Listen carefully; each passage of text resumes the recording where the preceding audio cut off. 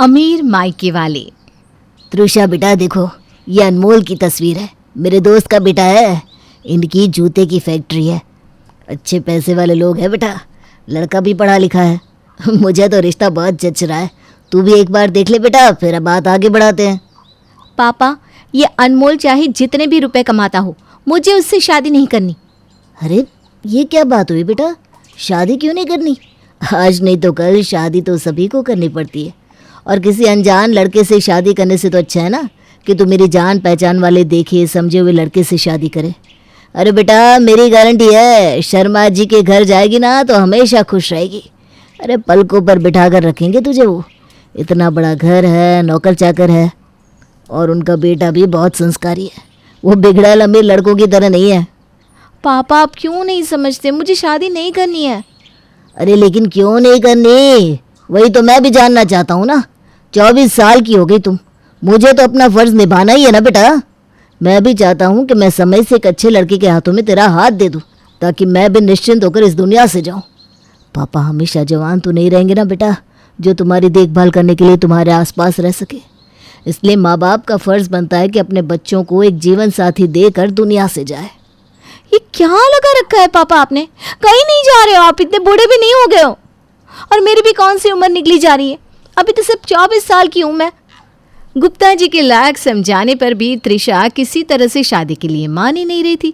बेटी के मुंह से बगावत के सुर सुनने के बाद उन्हें दाल में कुछ काला नजर आ रहा था, इसलिए उन्होंने अब अपनी बेटी पर नजर रखना शुरू कर दिया। मेरी बात ध्यान से सुनो, ये लो कुछ पैसे रखो, और हाँ अपनी आँख नाक और कान सब खुला रखना।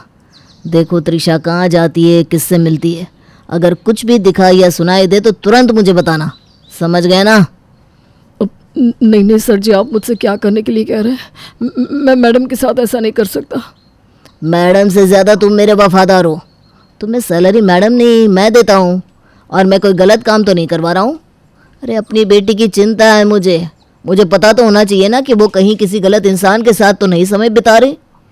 तुम्हारे भी बच्चे होंगे, क्या तुम नहीं चाहोगे कि तुम्हारी बेटी किसी अच्छे आदमी के साथ शादी करे? ठीक है सर, मैं ध्यान रखूँगा, और अगर मुझे कुछ भी दिखाई दिया तो आपको तुरंत बताऊँगा। सुनो, इस होटल के सामने गाड़ी रोक दो और यहीं पर वेट करो, मैं थोड़ी देर में आती हूँ। ठीक है मैडम। ड्राइवर को रेस्टोरेंट के बाहर खड़ा करके त्रिशा अंदर चली जाती है। सर ने कहा था कि मैं त्रिशा बीवी पर नज़र रखूं, अंदर जाकर देखता हूं कि त्रिशा मैडम किससे मिलने गई है। ड्राइवर छिपकर त्रिशा को देखने लगता है। अरे त्रिशा बीवी तो किसी लड़के के साथ बैठी हुई है। दोनों के बातचीत करने के तरीके से ऐसा लग रहा है कि दोनों सिर्फ दोस्त तो नहीं है, बात कुछ और ही है। लड़के का पहनावा तो कुछ साधारण सा लग रहा है। कुछ देर बाद त्रिशा उस लड़की के साथ रेस्टोरेंट से बाहर आती है और वो लड़का एक रिक्शा में बैठकर वहाँ से चला जाता है। लड़की के जाने के बाद, चलो ड्राइवर, गाड़ी सीधा घर की ओर ले लो। शाम को, साहब आपने त्रिशा मैडम पर नज़र रखने के लिए कहा था ना, एक बात बतानी है आपको। आज त्रिशा मैडम एक लड़के से मिलने के लिए डिसेंट रेस्टोरेंट गई थी। वहाँ पर एक लड़का था जिसके साथ बैठकर उन्होंने लगभग 1 घंटा बात की। उसके बाद वापस गाड़ी में बैठकर वो घर आ गई। लेकिन एक बात थोड़ी खटक रही है कि वो लड़का ना ऑटो में बैठकर आया था और ऑटो रिक्शा से ही वहाँ से चला गया। दिखने में भी बड़ा साधारण सा लग रहा था, मैडम की बराबरी का तो बिल्कुल नहीं लग रहा था। ठीक है, तुम आगे भी नज़र रखना, देखो ये उस लड़के से बार बार मिलती है या नहीं, और मैं पता लगाता हूँ कि वो लड़का कौन है।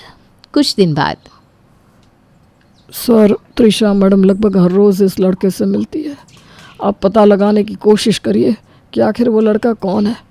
मुझे तो देखने से कोई गरीब घर का लड़का नज़र आता है। ड्राइवर की बात सुनकर अब तो गुप्ता जी के होश उड़ गए थे। क्या मेरी करोड़ों की प्रॉपर्टी, बिजनेस, बैंक बैलेंस छोड़कर ये लड़की एक गरीब लड़की के साथ अपना घर बसाना चाहती है? इसीलिए मेरे दिखाए हुए करोड़पति लड़कों के रिश्ते ये एक के बाद एक ठुकरा रही है। कुछ ना कुछ तो करना ही पड़ेगा। और फिर गुप्ता जी अपनी बेटी से ही पूछ लेती हैं, त्रिशा, कौन है वो लड़का जिससे तुम रोज मिल रही हो? सच सच बताओ, झूठ बोलने की कोशिश मत करना, मैं सब पता लगा चुका हूँ। पापा, जब आपको सब कुछ पता चल ही गया है तो आप मुझसे क्या जानना चाहते हैं? कौन है वो लड़का, कहाँ रहता है, उसके माँ बाप क्या करते हैं, सब बताओ। पापा उस लड़के का नाम रवि है। पास के ही जीडीए फ्लैट्स में किराए पर रहता है और गवर्नमेंट जॉब की तैयारी कर रहा है। उसके पापा एक गवर्नमेंट ऑफिस में क्लर्क है और वो मेरे साथ कॉलेज में ही पढ़ता था। कॉलेज के समय से हमारी दोस्ती है। और हाँ पापा, वो सिर्फ मेरा दोस्त नहीं है, मैं उसी से शादी करना चाहती हूँ। आप मेरे सामने करोड़पति अरबपति लड़कों की लाइन भी लगा दोगे ना, तब भी मैं सिर्फ और सिर्फ रवि से ही शादी करूँगी। तुम्हारा दिमाग तो खराब नहीं है? एक मामूली एक लड़के के बेटे के साथ शादी करोगी तुम? अरे क्या मिलेगा उससे शादी करके तुम्हें? आखिर है क्या उसके पास? एक ढंग की गाड़ी भी नहीं होगी। और तुम्हें मैंने ये लग्जरी गाड़ी दे रखी है, ड्राइवर दे रखा है, महीने के 30 दिन में 30 तरह के कपड़े पहनती हो, 100 तरह के जूते चप्पल होंगे तुम्हारे पास। क्या ऐसी जिंदगी दे पाएगा वो कभी तुम्हें? बेवकूफ़ी मत करो त्रिशा, और जिससे मैं कह रहा हूँ ना, उस लड़के से शादी कर लो। इन हवाई बातों से ज़िंदगी नहीं चला करती। ज़िंदगी को सुकून से जीना चाहती हो तो एक अच्छे सटल लड़के से शादी कर लो, ना कि उस भिखारी से। वो भिखारी नहीं है पापा, आप इस तरह से रवि की इंसल्ट नहीं कर सकते। और मैंने कहा ना आपको, मुझे आपका ये सोने का महल नहीं चाहिए। मुझे रवि से ही शादी करनी है। मैं उससे प्यार करती हूँ, वो मुझे समझता है, मैं उसे समझती हूँ। और मैं सब जानती हूँ पापा कि उसके पास क्या है, उसकी कितनी हैसियत है। मैं मैनेज कर लूँगी, आप चिंता छोड़ दो। लगता है ये लड़की ऐसे नहीं मानेगी। अब मुझे कुछ और ही करना पड़ेगा। अच्छा ठीक है, मैं उस लड़के से मिलकर तय करूंगा कि वो तुझसे शादी के लायक है या नहीं है। अगर मुझे रवि पसंद आया तभी मैं तुम्हें उससे शादी करने की परमिशन दूंगा। तुम उसका एड्रेस, फ़ोन नंबर मुझे दे दो। और हाँ, अब जब तक मैं नहीं कह देता ना, तब तक तुम ना तो उसे फ़ोन करोगी ना मिलने जाओगी, वरना मेरा मरा मुंह देखोगी। पापा क्या हो गया आपको, ऐसी बातें क्यों कर रहे हैं? ठीक है, आप उससे मिलकर आइए। मुझे पूरा भरोसा है कि मेरा रवि आपको बहुत बहुत पसंद आएगा। वो है ही इतना अच्छा, उससे मिलने के बाद आप मना कर ही नहीं पाओगे। ठीक है, मैं वादा करती हूँ आपसे पूछे बिना ना मैं उसे कॉल करूँगी और ना ही मैसेज। नोटों की गड्डियाँ अपनी जेब में ठूसकर गुप्ता रवि से मिलने के लिए पहुँच जाता है। त्रिशा को जानते हो ना? मैं त्रिशा का पापा हूँ। नमस्ते अंकल जी, मैं त्रिशा से बहुत प्यार करता हूँ और शादी भी करना चाहता हूँ। अच्छा, तू मेरी बेटी से शादी करना चाहता है या फिर उसकी दौलत से? हैं? देख बेटा, त्रिशा तो अभी बच्ची है, भोली भाली है। अरे फूलों की तरह रखा है उसे मैंने, कभी धूप की सेंक नहीं पड़ने दी। उसे नहीं पता कि कैसे सड़क छाप लड़के बड़े घर की लड़कियों को फंसाकर दौलत के लिए उनसे शादी करते हैं। उसने अभी दुनिया देखी कहाँ है। आप कहना क्या चाहते हैं अंकल? मैं उन लड़कों में से नहीं हूँ जो दौलत के लिए अमीर घर की लड़कियों को फांसते हैं। मैं सच में त्रिशा से प्यार करता हूँ और मुझे आपकी दौलत नहीं चाहिए। मुझे इस बात से कोई फ़र्क नहीं पड़ता कि आपके पास कितने रुपए हैं। मैं अगर त्रिशा से शादी करूँगा तो उसको मेरे हिसाब से मेरे घर में रहना होगा। जितना मैं कमाऊँगा उतने में ही गुजारा करना सीखना होगा। मुझे आपसे कुछ नहीं चाहिए। ये सब बड़ी बड़ी बातें ना बेटा फिल्मों और किताबों में अच्छी लगती है, लेकिन वास्तविक जीवन में इससे दुनिया नहीं चलती। अरे 4 दिन जब वो तुम्हारे साथ रहेगी ना, आटे दाल का भाव समझ में आ जाएगा।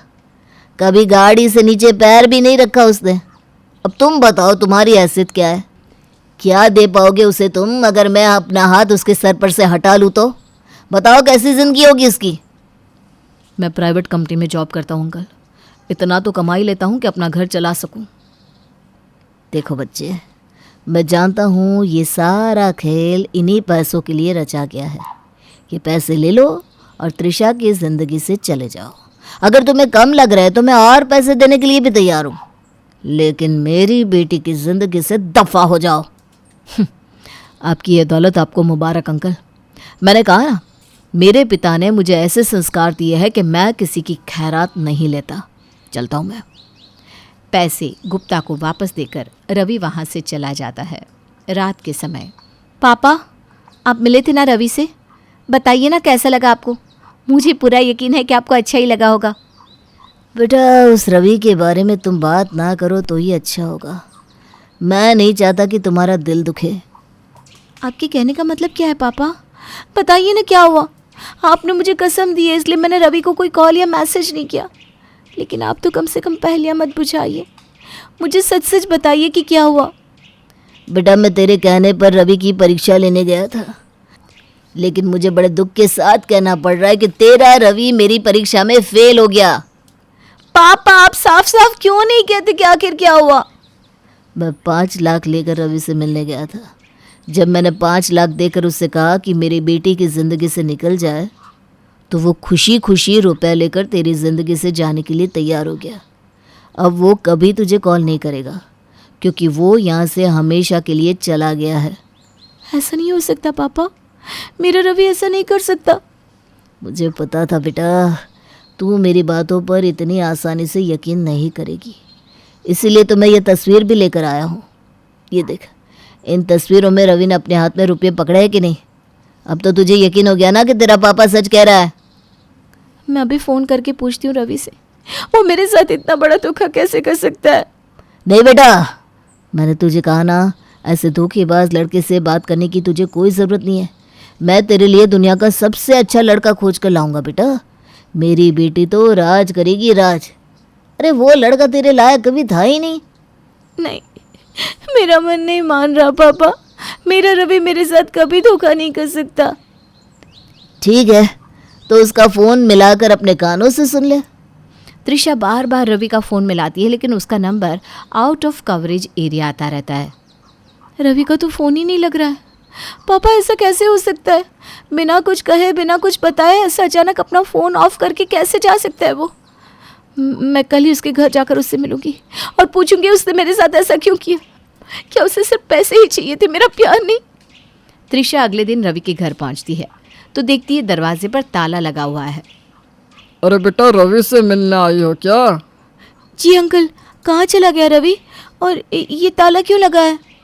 अरे बेटा, वो तो कल शाम को ही ये कमरा खाली करके चला गया।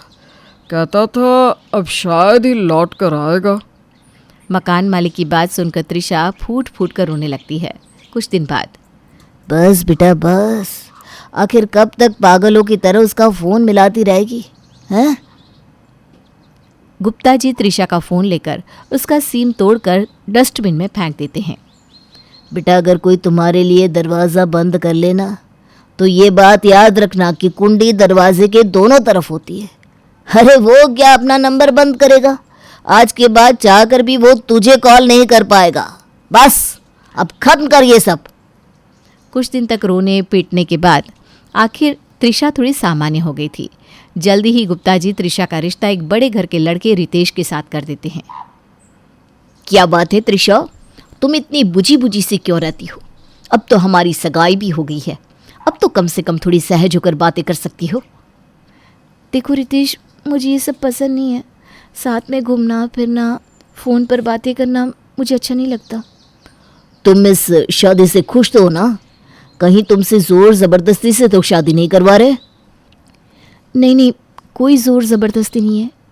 तुम्हें पापा ने पसंद किया है, पापा की खुशी में ही मेरी खुशी है। अगर तुम्हारी शादी तुम्हारी पसंद से हो रही है, तो तुम्हें देखकर ऐसा क्यों नहीं लगता कि तुम इस शादी से खुश हो? तुम्हारे चेहरे पर मैंने आज तक कभी भी खुशी महसूस नहीं की। ऐसी बातें मन से निकाल दो, ऐसी कोई बात नहीं है। अच्छा, तुम क्या चाहती हो बताओ? मुझे पसंद तो नहीं है, लेकिन तुम्हारी खुशी के लिए मैं चलने के लिए तैयार हूँ। नहीं त्रिशा, मैं इंतज़ार करूँगा। जब तुम वाकई मेरे साथ चलना चाहोगी तभी हम जाएंगे। एक बात और, पापा की खुशी अपनी जगह है, लेकिन इस शादी में सबसे पहले तुम्हारी खुशी का होना ज़रूरी है। तुम्हारे मन में अगर कोई भी बात हो तो तुम मुझसे कह सकती हो। मंगेतर से पहले मुझे अपना दोस्त समझना त्रिशा। मुझे समझने के लिए थैंक यू। ऐसी कोई बात नहीं है रितेश, मैं ठीक हूँ। अब तो शादी में कुछ ही दिन बचे हैं, बस तैयारी में लगी हूँ, तुम भी तैयारी करो। शादी वाले दिन जयमाला के समय, त्रिशा, इससे पहले कि हमारी शादी हो जाए, मैं तुम्हें किसी से मिलवाना चाहता हूँ। किससे मिलवाना चाहती हो रितेश? अपने एक दोस्त से। वो तुम्हें कुछ बताना चाहता है।